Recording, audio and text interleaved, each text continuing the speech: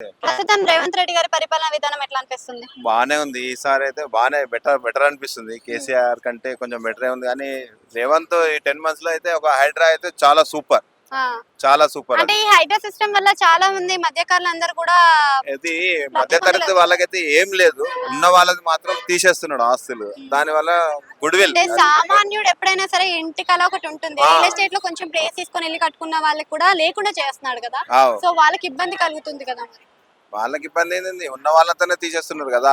ఇప్పుడు for example Nagarjuna తీసుకుందాం, permission లేకుండా ఆయన కట్టుకున్నాడు కదా ఉమ్, ఫామ్ ఎండ్ కన్వెన్షన్. ఉమ్, దాంతో కూడా కొంచెం ఆ భూమి పేదవాళ్ళకు ఇంత ఏదో సహాయంగా ల్యాండ్ అది ఏమన్నా డబుల్ బెడ్రూమ్ కు దానికి అవకాశం వస్తాయి కదా.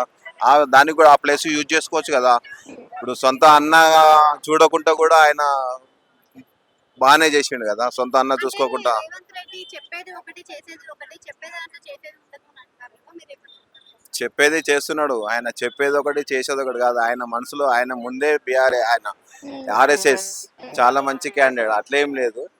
బెటరే బెటరే ఉన్నది ఇప్పుడైతే కంపేరింగ్ ప్రస్తుతం. టు మన కేసీఆర్ గవర్నమెంట్ తో కంపేర్ చేస్తే ఆ, సో ఈయనలో మీకు నచ్చింది ఏంటి, నచ్చింది ఏంటి అసలు?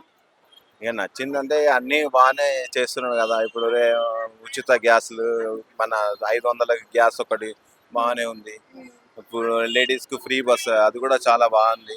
ఇక ముందు ముందు ఇక కొంచెము ముసలి వాళ్ళకు పింఛన్ అనేది కొంచెం అది తొందరగా అరేంజ్మెంట్ 4000 అన్నారు కదా, అది ఒకటి తొందరగా చేస్తే అది చాలా సూపర్ అంతే. థ్యాంక్ యూ అండి.